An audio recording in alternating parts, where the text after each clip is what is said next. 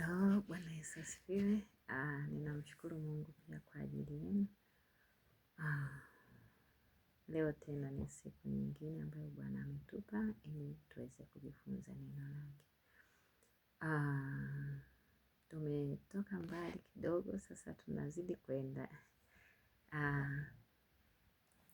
Tumejifunza kuhusiana na kupatana na Roho Mtakatifu. Tukajifunza pia neno lile ambalo linatoka katika Amosi sura ya 3:3. Sasa kabla ya kuendelea tena na hili somo mbele zaidi, naomba tumuombe Mungu. Baba, ninakushukuru kwa sababu ya ukuu na uweza wako. Asante kwa yote ambayo Bwana umetenda kwa ajili yetu.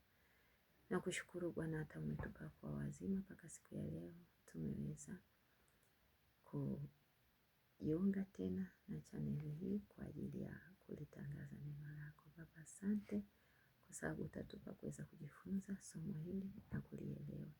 Ninakutukuza Mungu kwa sababu umetenda, na zaidi ya kutenda na uweza wako umeshuka na nguvu zako ziko upande wetu sasa, na kazi ya shetani na pepo majini, nguvu za giza zimeshindwa katika jina la Yesu. Amen. Amen. Basi sasa tunaendelea na somo letu. Labda tunaweza kujiuliza kwa nini tupatane na Roho Mtakatifu? Kama alivyosema toka hapo mwanzo, mtu anaweza kujiuliza, je, baada ya kuokoka tulikuwa hatuna Roho Mtakatifu? Ni kweli baada ya kuokoka tulikuwa na Roho Mtakatifu. Na ndio maana alitushuhudia kwa habari ya dhambi, haki na hukumu, kama nilivyoelezea kule mwanzo, na kutuleta kwa Yesu na kuokolewa. Lakini sasa baada ya kuokoka tu, huu Utatu Mtakatifu unafanya kazi kwa utaratibu, kama nilivyosema kwenye video iliyopita. Kama tulivyojifunza hapo nyuma, inafanya kazi kwa utaratibu. Yaani baada tu ya kuokoka ndio kazi ya Roho Mtakatifu sasa inaanzia hapo. Kama kweli tunataka kuenenda kwa Roho, tunatakiwa tumtegemee Roho Mtakatifu kwa kila kitu. Pale ambapo hatumtegemei, tunahesabika kwamba tumemhuzunisha Roho Mtakatifu. Kwa hiyo pale ambapo tunaacha kumtegemea Roho Mtakatifu kwa lolote, tunaonekana tumemhuzunisha. Kama tunavyoweza kusoma katika Waefeso sura ya 4:3, nasema wala msimhuzunishe Roho Mtakatifu. Na pia tulionekana tulimzimisha. Tunaweza kumhuzunisha, mwisho tunamzimisha kabisa na kwa yuko kwetu. Kama tunavyoweza kusoma katika Wathesalonike wa kwanza sura ya 5:19. Maana Roho Mtakatifu anatutamani sana. Anatamani kutuelekeza, anatamani kutuongoza, anatamani kutufundisha, na mpaka anatuonea wivu. Kama tunavyoweza kusoma katika Yakobo 4:5. Anatamani afanye kazi nasi. Anatamani pia atufundishe mambo mengi ambayo yanahusu ufalme wa mbinguni. Anatamani. Kuna mambo mengi sana mazuri katika ufalme wa mbinguni. Lakini tumefika mahali hatuwezi kwenda naye kwa sababu hatupatani naye.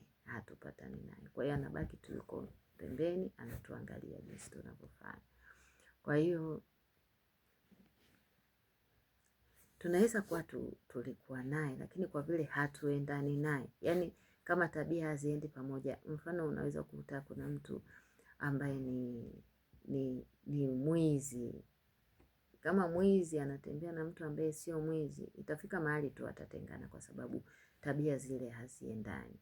Na kama huyu ni mtulivu, hapendi hekaheka, na huyu rafiki yake anapenda hekaheka, yaani hatulii sehemu moja, hawawezi kupatana.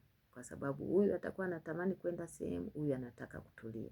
Kwa hiyo hawezi kupatana. Kwa hiyo na sisi vile vile kwa Roho Mtakatifu hatuwezi kuendana kwa sababu hatuwezi kutembea naye kwa sababu hatuendani. Yaani tabia zile alizonazo sio za kwetu.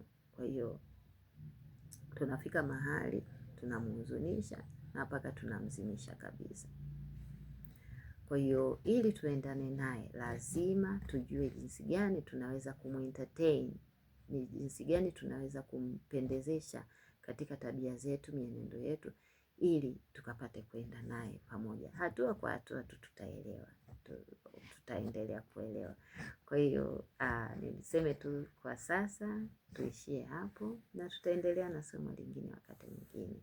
Mungu akubariki sana. Kama bado hujasubscribe, hebu subscribe sasa, ili nitakapotuma video zingine uzidi kuziona, na pia like na kushare ili watu wengine pia waelewe na kujifunza ujumbe huu, na pia comment ili niweze kuona jinsi gani tunaweza kuboresha zaidi, au jinsi gani ninaweza kufanya ili somo hili lizidi kueleweka. Basi nakupenda sana, ninakutakia muda mwema. Shalom.